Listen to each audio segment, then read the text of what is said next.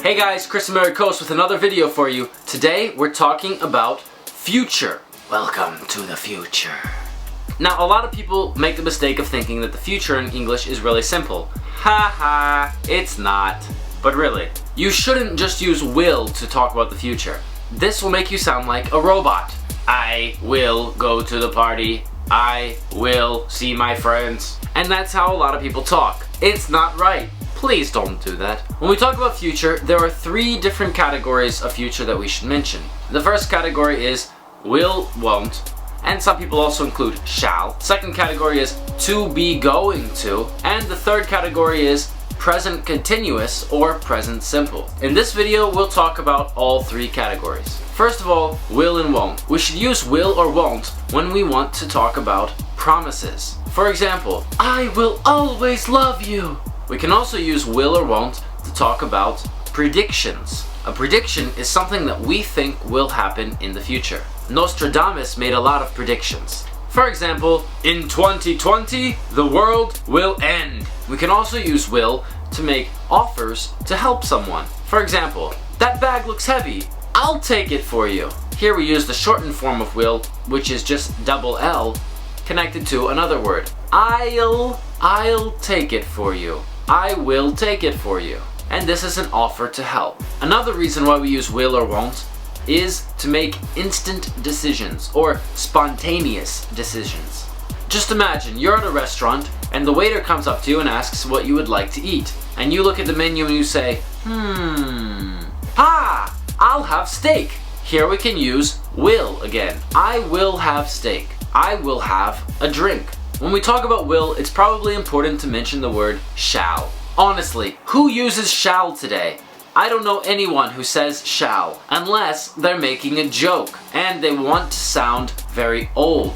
Because shall is a word from the time of Shakespeare. And today, people don't usually say shall, they say will. But if you want to use shall, you can only use shall with the first person. That means I or we. You can only say I shall or we shall. You can never say you shall. Probably the only reason someone would use shall today is to make an offer to help, especially in a question.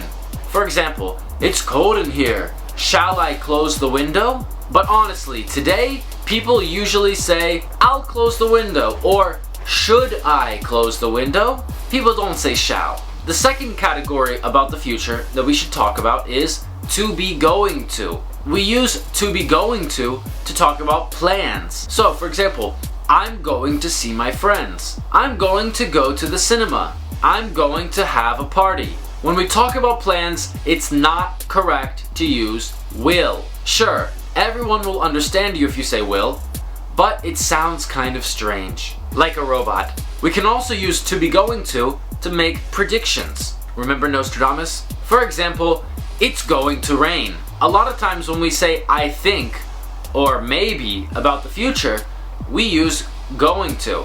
Going to sounds more natural than will, and will really is used in less situations than going to. One thing that makes non-native speakers of English sound unnatural when they speak English is using the word will too much. The last category is about the present. Present continuous and present simple. A lot of people might be asking right now, present? About the future?